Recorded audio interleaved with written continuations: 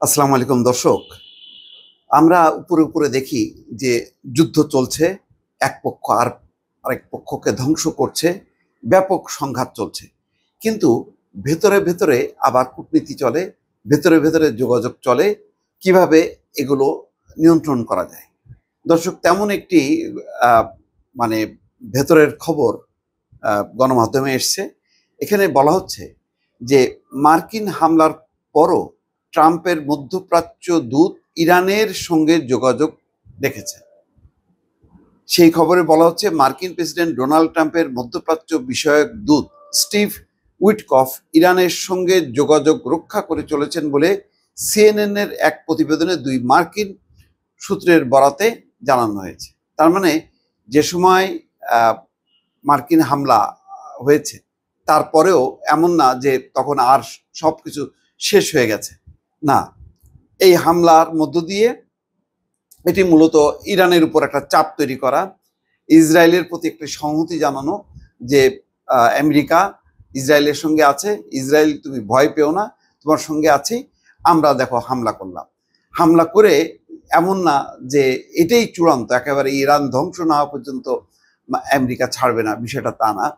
এই জন্যই বলা হচ্ছে যে হামলা করেছে, হামলা করার পরেও আমেরিকার পক্ষ থেকে ইরানের সঙ্গে যোগাযোগ রাখা হয়েছে যাতে ইরান তার কর্মসূচি থেকে বিরত হয়, অথবা ইরান যাতে তার সহযোগী যেই হিজবুল্লাহ, হামাস, হুতি তাদেরকে সহযোগিতা না করে, অর্থাৎ ইসরায়েলকে যাতে নিরাপদ রাখে। এটাই হচ্ছে মার্কিন যুক্তরাষ্ট্রের মূল উদ্দেশ্য। দর্শক, খবরে বলা হচ্ছে ওয়াশিংটন ডিসির স্থানীয় সময় শনিবার সন্ধ্যায় ইরানের 3টি পারমাণবিক স্থাপনায় যুক্তরাষ্ট্রের হামলার পরও এই যোগাযোগ অব্যাহত ছিল।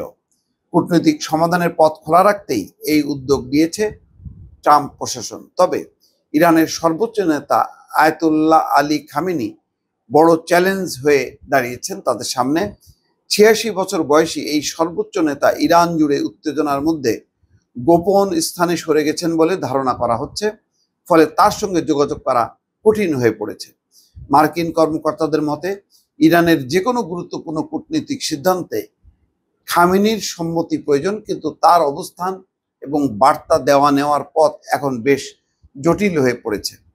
এই পরিস্থিতিতে যুক্তরাষ্ট্র এবং ইরানের মধ্যে যোগাযোগ চলছে ধীর গতিতে, কখনো সরাসরি, কখনো মধ্যস্থতাকারীদের মাধ্যমে এই যোগাযোগগুলো চলেছে। যুক্তরাষ্ট্রের হামলার পর থেকেই খামেনির পক্ষ থেকে এখনো কোনো ভিডিও বার্তা বা আনুষ্ঠানিক প্রতিক্রিয়া জানানো হয়নি। মার্কিন কর্মকর্তাদের ধারণা, সম্ভাব্য হামলা বা গুপ্ত হত্যার আশঙ্কায় তিনি আত্মগোপনে আছেন এখনো। তবুও ট্রাম্প আশা করছেন শনিবারের হামলার পর ইরান আবারও আলোচনার টেবিলে ফিরবে। চলমান সংকটের মধ্যেও যুক্তরাষ্ট্র এবং ইরানের পর্দার আড়ালে যোগাযোগ রয়েছে। মার্কিন কর্মকর্তারা জানিয়েছেন শনিবারে হামলার আগে যুক্তরাষ্ট্র ইরানকে এক বার্তায় জানিয়েছিল তাদের পদক্ষেপ সীমিত থাকবে এবং প্রেসিডেন্ট ট্রাম্প এখনো কূটনৈতিকভাবে সমাধানের চেষ্টা চালিয়ে যাচ্ছে। দর্শক, তাই হলো।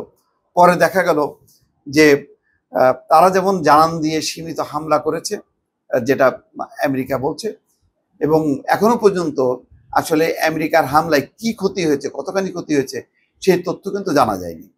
আবার দেখেন, যখন নাকি কাতারে এবং ইরাকে ইরান ক্ষেপণাস্ত্র হামলা চালালো, সেটাও কিন্তু কোনো গোপন না বা আকস্মিক না, সেটি জানান দিয়ে সবাইকে সতর্ক করে নিরাপদ স্থানে সরিয়ে তারপরে এই হামলা চালালো।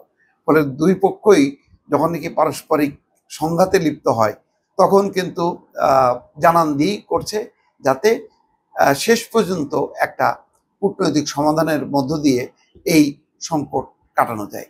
এই ক্ষেত্রেও ঘটনাটা তেমনই ঘটলো। দর্শক, ভালো থাকবেন। আল্লাহ হাফিজ।